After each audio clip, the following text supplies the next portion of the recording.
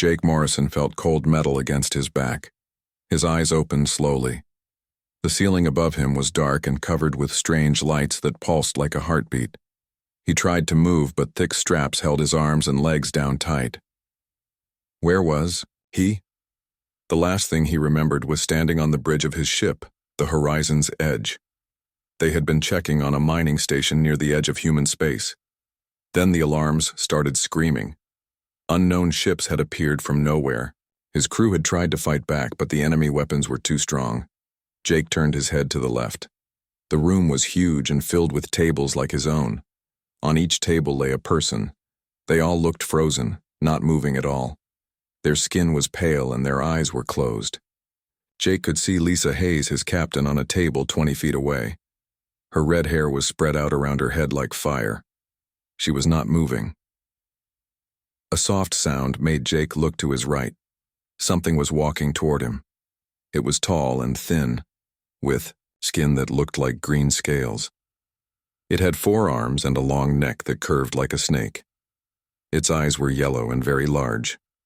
When it spoke, its voice was like wind through leaves. "Don't breathe," the creature whispered, looking around nervously. "They still think you're frozen."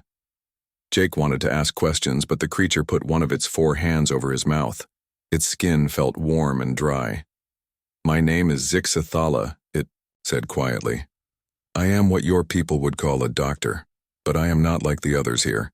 I have been watching over you and your kind." Jake's heart was beating fast. He could feel his body wanting to move, to fight, to run. But Zixthala's warning kept him still. "You are on a ship called the Harvester," Zixthala continued. "It belongs to the hegemony. They rule most of the galaxy. They took you and many other humans for study. They think they have put you all in a deep sleep that will last forever." The alien moved closer. Jake could smell something like flowers and metal coming from its skin.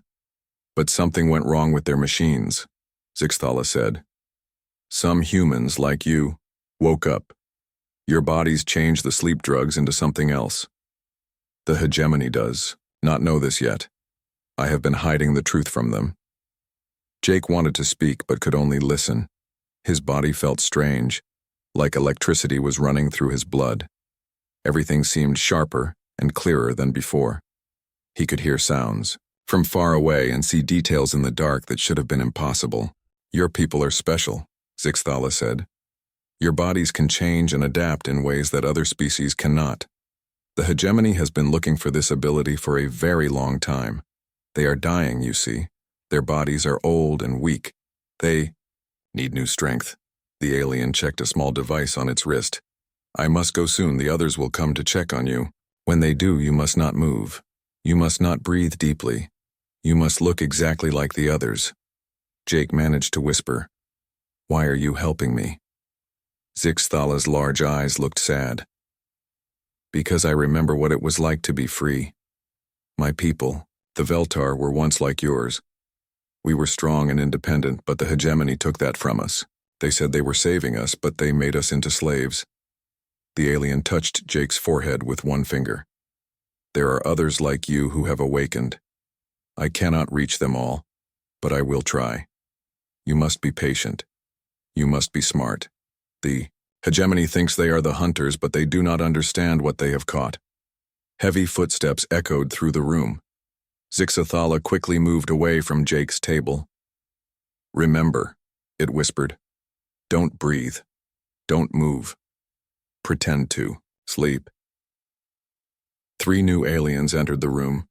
These were different from Zixthala. They were bigger and covered in thick gray skin that looked like armor. They had no necks and their heads sat directly on their shoulders. Their eyes were small and red. When they spoke, their voices were deep and rough. "Report, Veltar." One of them said to Zixthala. "All subjects remain in stasis," Zixthala replied. "No changes in their condition." The gray alien walked between the tables, looking at the frozen humans. It stopped next to Lisa's table and touched her arm with a thick finger. "These creatures are smaller than expected. Are you certain they carry the adaptation genes?" "Yes." "Commander Vokran," Zixthala said. "The tests confirm it. Their genetic code contains sequences we have never seen before. With time, we can learn to use their abilities." Commander Vokran moved to Jake's table. Jake felt the alien's red eyes staring at him. He tried to make his breathing as slow and quiet as possible. His heart was pounding, but he forced his face to stay calm and empty. "This one looks stronger than the others," Vokran said. "What was his role on their ship?" "He was a military officer," Zixthala answered. "Second in command of their vessel." The commander made a sound like laughing, but there was no humor in it. "Military. These humans think they are warriors. They have no idea what real war looks like. The hegemony has conquered 1,000 worlds. Their small ships and simple weapons are like toys to us." Vokran turned away from Jake. "Continue your work, Veltar. The High Council wants results soon. If these humans truly carry the genes we need, we will take what we want from them. If not, we will dispose of them and look elsewhere." The three aliens left the room. Jake waited until their footsteps faded away before letting himself breathe normally again. Zixthala came back to his table. "You did well," the alien doctor said. "But this was only the beginning. There are many tests ahead. The hegemony will not give up easily." Jake looked at the frozen faces of his crew around the room. "How many of us are awake?" "I am not certain," Zixthala replied. "Perhaps 1 in every 3 or 4. Your bodies are all different. Some adapt faster than others." "Can you help them wake up?" Zixthala shook its head. "It is too dangerous. If too many wake up at once, the hegemony will notice. We must be careful and patient." Jake felt anger growing inside him. His people were trapped on this ship, being used as experiments by aliens, who saw them as nothing more than animals. But he also felt something else: hope. If some humans were already awake, maybe they could find a way to fight back. "What do we do now?" he asked. Zixthala looked around the room one more time. "Now we wait. We watch. We learn. And when the time is right, we show the hegemony that they have made a very big mistake." The alien moved away into the shadows between the tables. Jake closed his eyes and made his breathing slow and steady again. But inside his mind, he was wide awake and planning. 3 days passed before Jake saw Zixthala again. During that time, different aliens came to check on the frozen humans. They took blood samples and ran strange machines over the bodies. Jake learned to stay perfectly still while they worked. It was harder than he thought it would be. When Zixthala finally returned, the alien looked worried. It moved quickly between the tables, checking small devices attached to each person. When it reached Jake, it pretended to adjust something on his arm. "Can you hear me?" Zixthala whispered.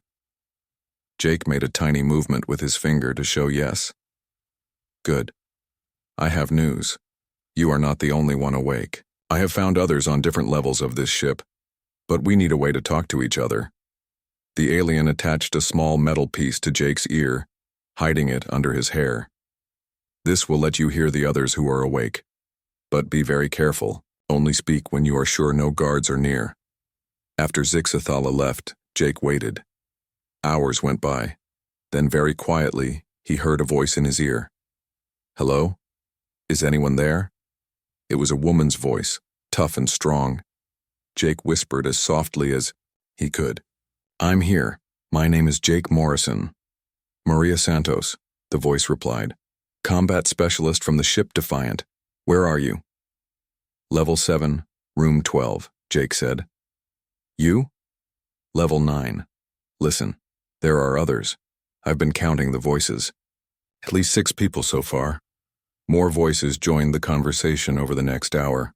Dr. Alex Turner from a research station, Ben Carter, an engineer from a mining ship, Amy Foster, a navigator from Jake's own crew, 2 more soldiers whose names were Pete and Sam.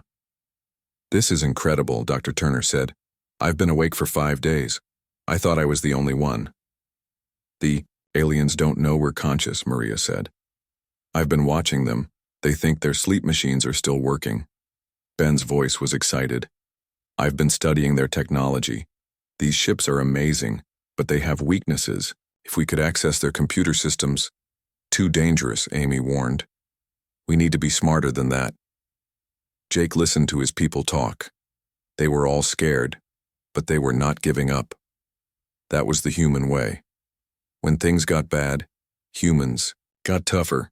We need information, Jake said. What are they planning to do with us?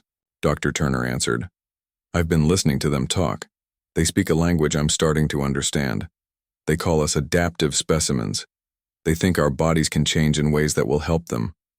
Help them how? Maria asked. I'm not sure. Yet. But they keep talking about genetic material and biological enhancement. I think they want to study our DNA. Over the following days, the group shared what they learned. Zixathala visited Jake several times, always pretending to run medical tests. The alien doctor told him more about the hegemony. They are a union of many species, Zixathala explained. But they have a problem. Their bodies cannot change anymore. For millions of years, they have lived in perfect environments. They have forgotten how to adapt. And humans can adapt? Jake asked. Yes. Your species is very young, but you have something we lost long ago. When you face danger, your bodies find new ways to survive. The hegemony thinks they can take this ability and use it for themselves. Jake felt sick. They want to experiment on us. Worse than that, Zixathala said. They want to take your genetic code and put it into their own bodies. They think this will make them stronger. That night, Jake shared this information with the others through the hidden communicator. The response was immediate anger. We have to escape, Maria said. We can't let them do this to us. But how? Amy asked. We're trapped on their ship in the middle of space. Ben had an idea. I've been watching their maintenance routines. The guards don't pay attention to the service tunnels. If some of us could get free, we might be able to move around the ship. It's too risky, Dr. Turner said. If they catch even one of us, they'll know all of us are awake. Then we don't get caught, Maria replied. I've been a soldier for 10 years. I know how to move without being seen. Jake made a decision. We try it, but we're careful. One person at a time. We gather information first, then we plan our escape. The Uber. Next day, Zixathala brought disturbing news. The Hegemony Command has ordered more tests. They want to begin the extraction process soon. What does that mean? Jake asked. They will take samples of your bone marrow and brain tissue. The process will not kill you immediately, but it will cause great pain, and once they have what they need, they will dispose of you. Jake felt his anger growing stronger. How long do we have? Perhaps 1 week, maybe less. That changed everything. The humans could not wait any longer. They had to act. That night, Maria made the first attempt. Using tools that Ben had fashioned from pieces of medical equipment, she managed to break free from her restraints. The ship was dark and quiet during its night cycle. She moved through the shadows like a ghost. I'm out, her voice whispered through the communicator, moving toward the service tunnel Ben described. For 2 hours, Maria explored the ship. She found where the other humans were being kept, thousands of them, all on different levels, all appearing to be frozen. She also found something else. Jake, you need to hear this, Maria said when she returned. There are other ships out there, lots of them. I looked through a window and I could see dozens of vessels just like this one. How many humans are we talking about? Dr. Turner asked. I don't know. Maybe tens of thousands. The group fell silent. The problem was bigger than they had imagined. There's more, Maria continued. I found their computer room. Ben was right about their technology having weaknesses. But I also found something else. They have records of other species they've captured. The hegemony has been doing this for a very long time. What happened to the other species? Amy asked. Maria's voice was grim. From what I could see, most of them are gone, used up and thrown away. Jake felt a cold anger settle in his chest. The hegemony saw intelligent beings as nothing more than resources to be harvested. They had done this before, and they would keep doing it until someone stopped them. We need a bigger plan, he said. This isn't just about escaping anymore. We need to help all the humans they've captured. That's impossible, Dr. Turner said. There are too many ships, too many guards. Maybe, Jake replied. But we're human. We don't give up just because something looks impossible. Ben's voice joined the conversation. Maria, when you were in their computer room, did you see anything about their ship systems? Engines, life support, communications. Yes. Why? Because if we can't fight them with weapons, maybe we can fight them with their own technology. These ships are complex. That means they have complex weaknesses. Over the next 3 days, Maria made more trips through the ship. Each time she learned something new. She found the location of the ship's main computer core. She discovered how the guard rotations worked. Most importantly, she found other humans who were awake but hadn't been able to communicate. "There are more of us than we thought," she reported. "I count at least 20 people on this ship alone who are conscious but pretending to be frozen." "Can you make contact with them?" Jake asked. "I'm working on it, but it's dangerous. The guards are getting suspicious. I think they know something is wrong, but they can't figure out what." Jake knew they were running out of time. Zixathala had warned him that the extraction procedures would begin soon. If they were going to act, it had to be now. "All right, everyone," he said through the communicator. "Tomorrow night, we make our move. Maria, can you free at least 5 more people?" "I think so." "Ben, are you ready to try accessing their computers?" "As ready as I'll ever be." "Then let's show these aliens what humans can do when they're backed into a corner." As Jake lay on the cold table, pretending to be frozen, he thought about Earth. He thought about the billions of people who had no idea that humanity was under attack. If the hegemony succeeded here, they would eventually come for Earth itself.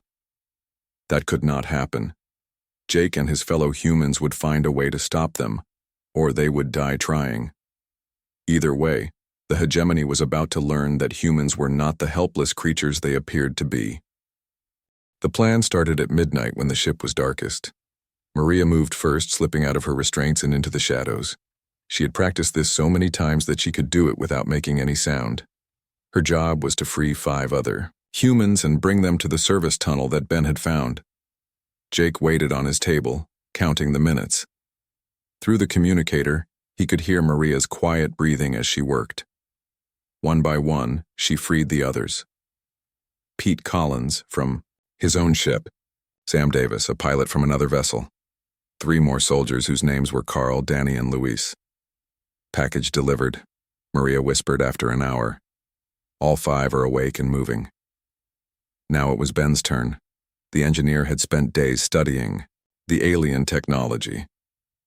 He knew that their computers controlled everything on the ship: life support, artificial gravity, lights, door locks, even the medical equipment keeping the humans sedated. If he could get into their system, he could cause real problems for the hegemony. "I'm at the computer core," Ben reported. "The security is tough, but not impossible. Give me 20 minutes. Jake felt his heart beating fast. If Ben was caught, everything would be ruined. But they had no choice. The extraction procedures were supposed to begin tomorrow. While Ben worked, Maria and her team moved through the ship. They found more awake humans and quietly freed them.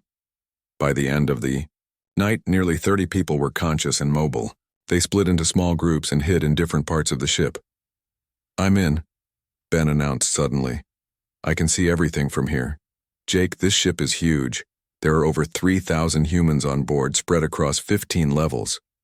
"What about the other ships Maria saw?" Dr. Turner asked. "I can detect them, but I can't access their systems from here. Each ship operates independently." "Can you wake up more of our people?" Jake asked. "Maybe, but if I reduce the sedation too fast, the medical alarms will go off. I need to do it slowly, a few people at a time." Jake made a decision. "Do it, but be careful." Over the next few hours, Ben began waking up more humans. He started with people who were already close to consciousness, gradually reducing their sedation levels. By morning, nearly 50 humans were awake on the ship, but their activities had not gone unnoticed. Commander Vokran arrived in Jake's medical bay with twice as many guards as usual. The gray-skinned alien looked angry and suspicious. It walked between the tables, studying each human carefully. "Something is wrong here, Veltar," Vokran said to Zixthala. "Our sensors are detecting unusual brain activity in some of the subjects." Jake forced himself to stay completely still. His body wanted to tense up, but he kept his muscles relaxed and his breathing steady. "That is normal," Zixthala replied calmly. Human brains remain active even in stasis. It is one of their unusual traits. Vakran was not convinced. Run full diagnostic scans on all subjects. I want to know exactly what is happening. For the next hour, the aliens ran their machines over every human in the room. Jake felt the scanners moving across his body, but he kept his mind blank and empty.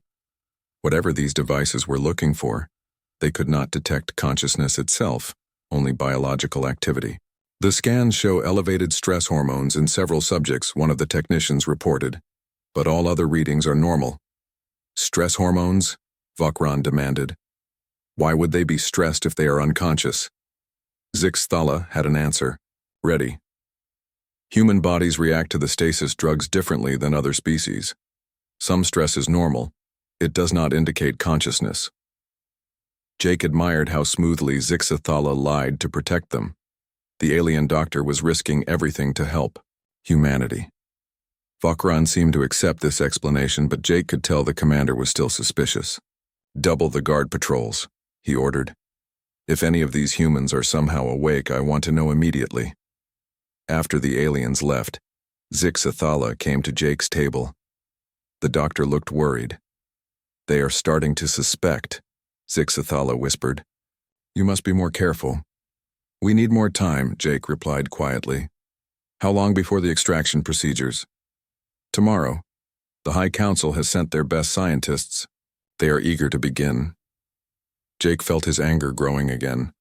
The hegemony talked about humans like they were not even alive, just things to be used and thrown away.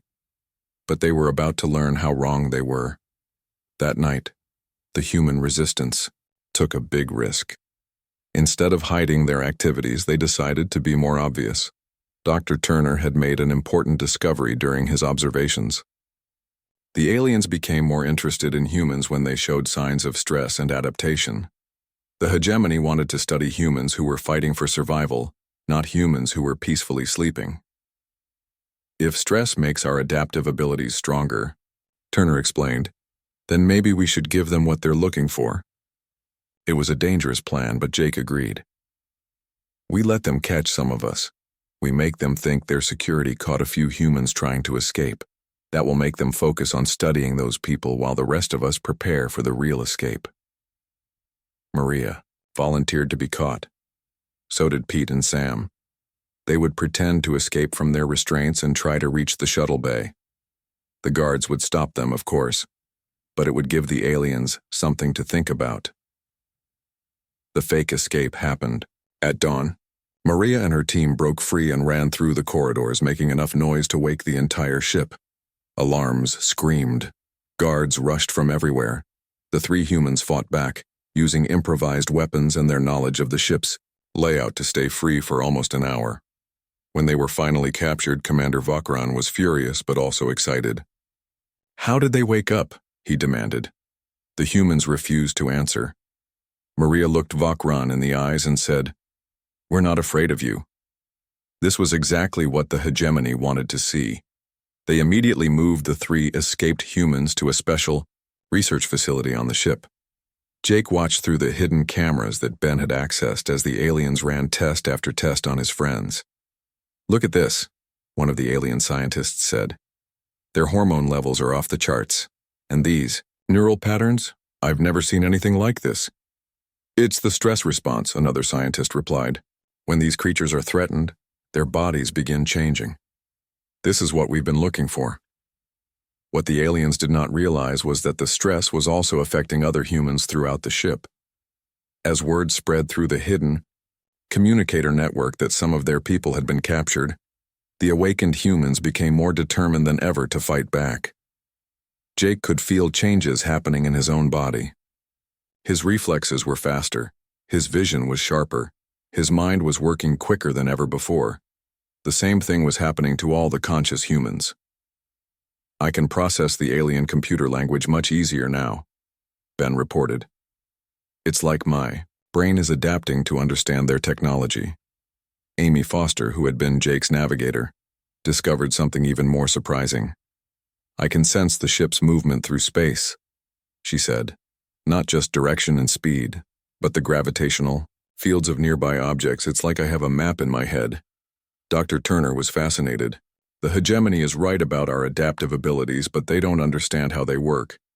These changes aren't just physical. Our minds are evolving too. By the end of the day, nearly 100 humans were awake on the ship. The sedation systems that Ben had been gradually disabling were failing faster as the humans' bodies learned to resist the drugs. But they had to be careful not to reveal how many of them were conscious. Jake knew they were running out of time. Tomorrow, the alien scientists would begin the extraction procedures on Maria, Pete, and Sam. After that, they would start on other humans. The hegemony would tear apart human bodies piece by piece until they found what they were looking for. All units, listen carefully, Jake said through the communicator that night. Tomorrow we make our real move. Ben, can you disable the ship's security systems? I think so. But it will take time, and once I start, they'll know someone is in there. Computers. How long do you need? At least 30 minutes for full system shutdown. Amy, what about navigation? Can you get us out of here? If Ben can give me access to the ship's controls, yes. But Jake, there are dozens of other ships out there. Even if we escape, they'll come after us. Then we don't just escape, Jake said. We take this ship and use it to free the humans on the other vessels. The plan was ambitious, maybe impossible. But Jake had learned something important over the past few days.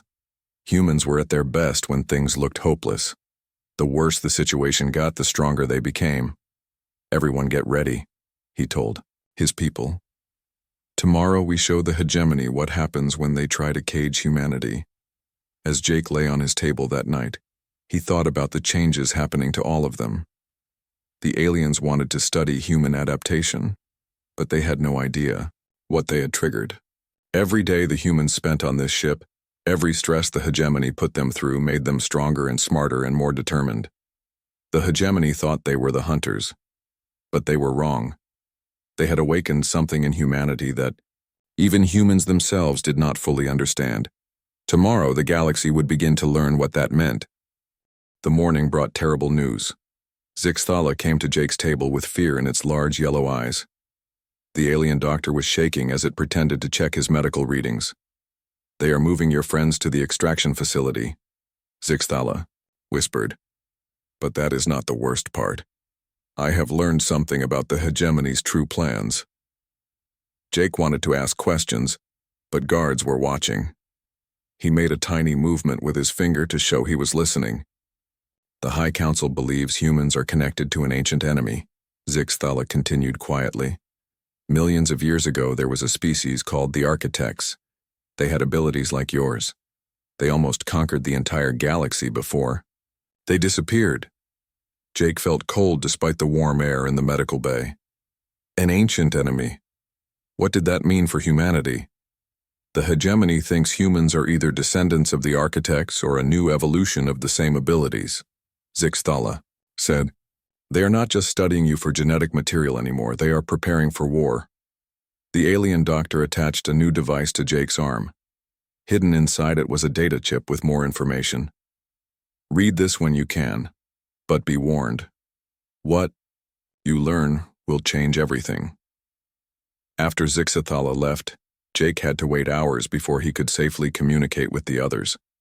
When he finally shared what he had learned, the response was immediate shock. War? Maria's voice came through, the communicator from the extraction facility. What kind of war? Ben had accessed the data chip. I'm reading the files now. Oh no, this is much worse than we thought. What do you see? Dr. Turner asked. The hegemony has been preparing for something they call the return of the Architects for over 1 million years. They have weapons and fleets positioned all around the galaxy. And now they think humanity is the threat they've been waiting for. Jake felt his world turning upside down. So they're not just experimenting on us. They're getting ready to destroy us. It gets worse, Ben continued. According to these files, the hegemony has already sent scout ships toward Earth. They're mapping human space and counting our defenses. Amy's voice was filled with anger. They're planning to attack our home. Not just attack, Ben said. Complete extinction. The files show plans to eliminate every human in the galaxy before we can develop our full abilities. The news hit the human resistance like a physical blow. They had thought they were just trying to escape from alien kidnappers. Now they learned that their entire species was in danger. "We have to warn Earth," Dr. Turner said. "How?" Maria asked. "We're trapped millions of light years from home." Jake was thinking fast. His mind, enhanced by days of stress and adaptation, was processing possibilities at incredible speed. "Ben, can you access their communication systems?" "I'm trying, but their security is much stronger than I expected." "Wait, I'm getting something else from these files. Jake, the hegemony isn't just afraid of what humans might become. They're afraid of what we already are." "What do you mean?" "The architects didn't disappear. They were defeated by something even more powerful. And according to these records, that something had the same genetic markers that humans carry today." The revelation sent shockwaves through the human network. Dr. Turner was the first to understand. "You're saying humans aren't descended from the architects. We're descended from whoever beat them." "That's exactly what I'm saying," Ben replied. "The hegemony has been preparing for the wrong enemy. They think we're the ancient threat returning, but we're actually the descendants of the species that stopped that threat." Jake felt pieces clicking together in his mind. "That's why our bodies adapt so quickly. That's why we don't give up when things look impossible. We're built to fight impossible odds." "But there's something else," Ben said, his voice worried. "The files mention other species that were captured over the centuries. Hundreds of different races that showed signs of adaptation or resistance. The hegemony has been testing them all, trying to find the descendants of the architect killers." "What happened to those other species?" Amy asked. Ben was quiet for a long moment. "They're all gone. Every single one. The hegemony used them up in experiments and then disposed of them. The weight of this knowledge settled over the humans like a heavy blanket. They were not the first species to be captured and studied. They were just the latest in a long line of victims. But they were also different. They were the ones the hegemony had been looking for all along." "We need to move now," Jake said. "Not just to escape, but to stop them. If the hegemony is planning to attack Earth, we're the only ones who can warn our people." "Jake, look around," Dr. Turner said. "We're 100 humans on a ship with thousands of aliens. Even if we take this vessel, there are dozens more out there. How can we possibly stop an entire galactic empire?" "The same way our ancestors stopped the architects," Jake replied, "by refusing to give up." But the human resistance was about to face its biggest challenge yet. That afternoon, Commander Vokran arrived with disturbing news. "The extraction procedures will begin immediately," he announced to Zixthala. "The High Council has decided that the threat level is too high to wait any longer." Jake watched through hidden cameras as Maria, Pete, and Sam were strapped to new tables in the extraction facility. Alien scientists surrounded them with machines that looked like torture devices. The humans were conscious now, no longer pretending to be frozen. Their eyes showed no fear, only defiance. "Last chance. One of the alien scientists said to Maria. "Tell us how you woke up and we will make your death quick." Maria looked the alien in the eyes. "Go to hell." The scientist activated one of the machines. Jake heard Maria scream through the communicator as the device began drilling into her arm. The aliens were taking bone marrow samples, but they were not being gentle about it. "Stop," Jake shouted before he could control himself. Every alien in his medical bay turned toward him. Commander Vokran's red eyes widened with surprise and then anger. "So," the commander said slowly, "another one is awake." Jake realized his mistake, but it was too late to hide. The truth was out. He sat up on his table, breaking the restraints with strength he did not know he had. "Yes," he said, standing to face the commander. "We're all awake, and we're not afraid of you anymore." Alarms began screaming throughout the ship. More guards rushed into the room. But Jake was not alone anymore. All around the medical bay, other humans were sitting up and breaking free from their restraints. The pretense was over. "Impossible," Vokran breathed. "How many of you are conscious?" "More than you can handle," Jake replied. Through the communicator network, Jake could hear Ben's voice. "Security systems are down. I have control of the ship's computers." Amy's voice joined in. "I can feel the ship's navigation system. Jake, I can fly this thing." All over the vessel, humans were breaking free and fighting back. The hegemony guards were caught completely off guard. They had expected to fight unconscious prisoners, not an organized resistance. But the aliens had advantages too. They outnumbered the humans 10-1, and they knew the ship better. What started as a surprise attack quickly turned into a desperate battle for survival. Jake found himself fighting 3 guards at once. His body moved faster than ever before, dodging alien weapons and striking back with improvised tools. But he was not trained for this kind of combat. That was when he discovered something amazing. Lisa Hayes, his captain, had finally awakened. And she was different now. When she touched the alien computers, they responded to her like she was part of their system. "I can control their technology," she said in wonder. "I can feel the ship's entire network in my mind." Ben's voice was excited. "Lisa, if you can interface with their systems directly, we can take control of everything." But even as the humans fought back, Jake knew they were in serious trouble. The hegemony had more ships, more weapons, and more experience, and now they knew that humanity was the enemy they had been preparing to fight for 1,000,000 years. The battle for the ship was just the beginning. The real war was about to start, and Earth had no idea what was coming. "All humans, listen to me," Jake said through the communicator as he fought. "We're not just fighting for our lives anymore. We're fighting for our entire species. The hegemony is coming for Earth, and we're the only ones who can stop them." Around him, humans who had been helpless prisoners just hours before were becoming something new, something stronger, something that the galaxy had not seen for millions of years. The descendants of the architect killers were waking up, and the hegemony was about to remember why their ancestors had been so afraid. The battle for the ship reached its climax in the main control center. Jake and his team had fought their way through 15 levels of corridors, facing alien guards at every turn. But they were not the same humans who had been captured weeks ago. The stress and danger had changed them in ways that even they did not fully understand. Jake could now move faster than human reflexes should allow. Lisa could control alien technology just by touching it. Amy had become so connected to the ship's navigation that she could feel every star and planet around them. Ben's mind processed the alien computer language like it was his native tongue. But the biggest surprise was Maria. When they freed her from the extraction facility, she had changed the most of all. The torture the aliens had put her through had triggered something deep in her genetic code.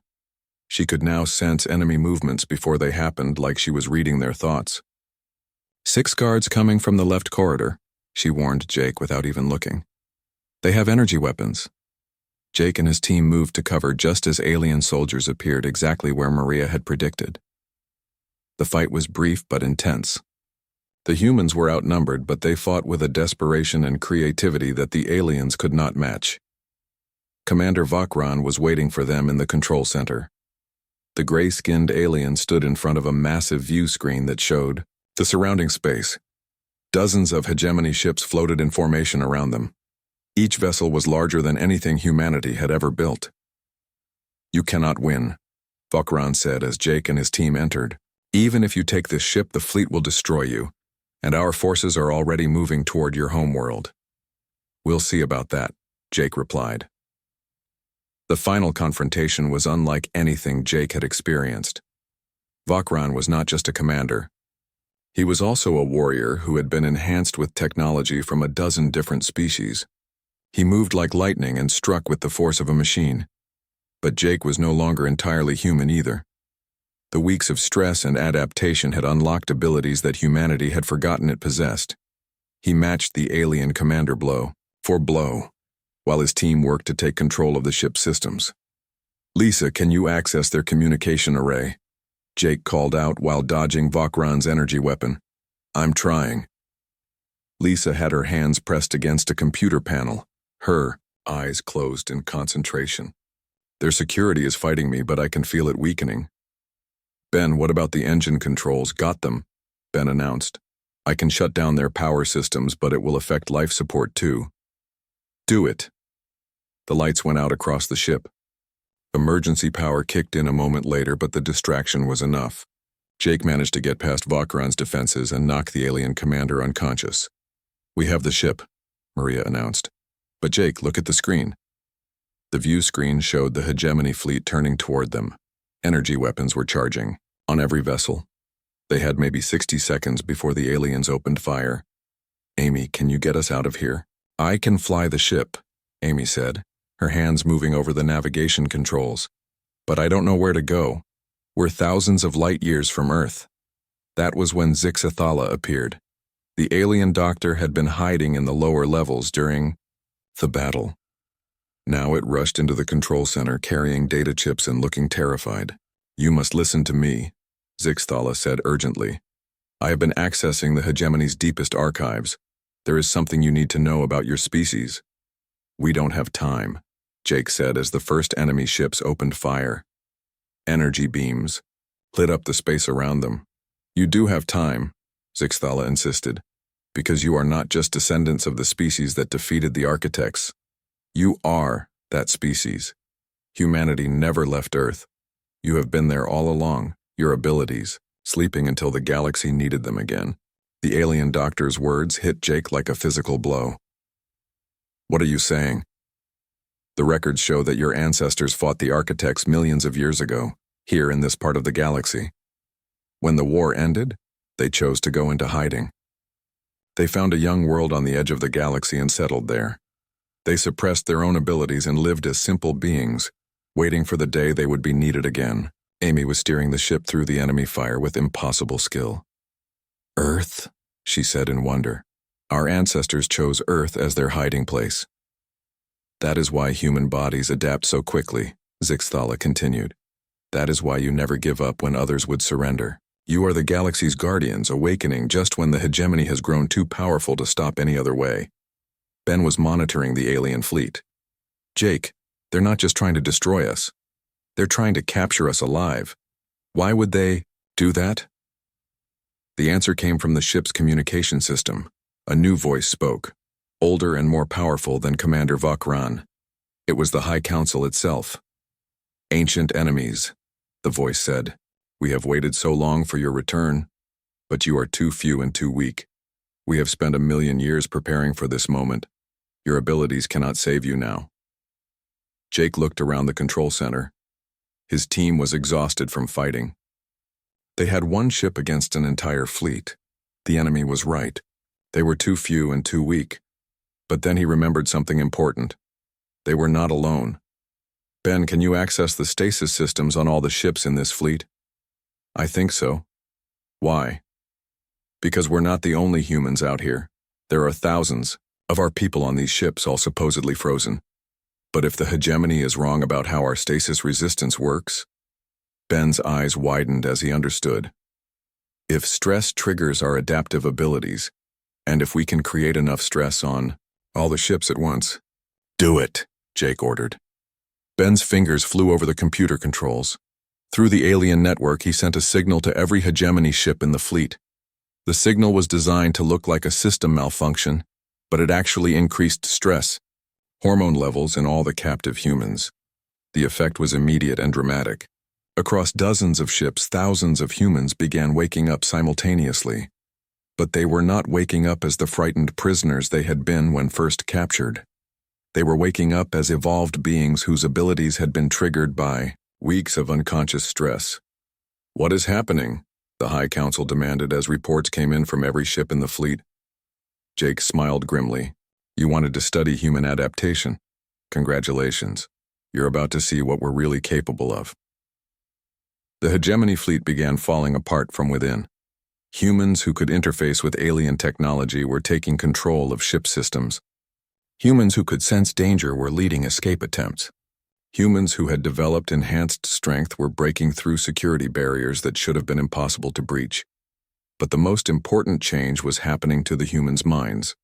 Working together across multiple ships, they were sharing their enhanced abilities through the alien communication networks. What one human learned, they all learned.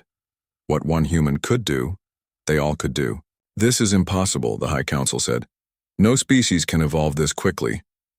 "We're not evolving," Jake replied through the communication system. "We're remembering." The battle turned into a rout. Within hours, humans had taken control of half the hegemony fleet. The aliens who had spent 1,000,000 years preparing for war found themselves overwhelmed by an enemy they did not understand. Some hegemony ships tried to escape, but Amy and other human navigators could track them through hyperspace. There was nowhere for them to run.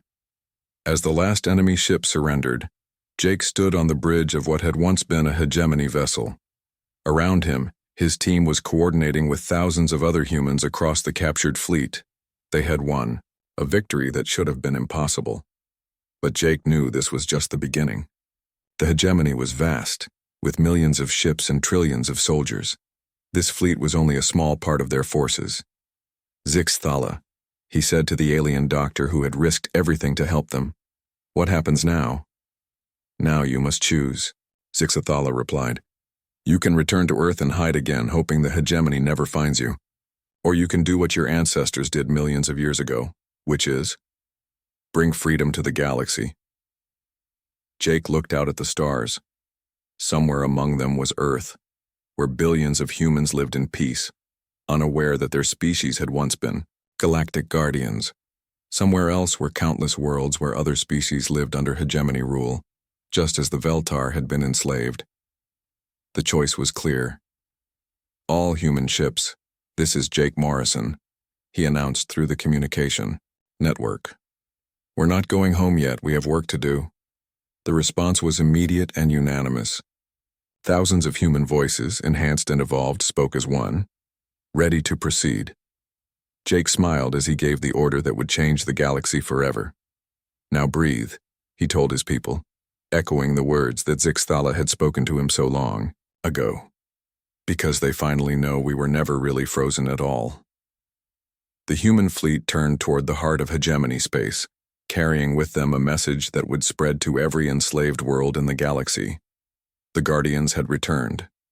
And this time they were not going back to sleep.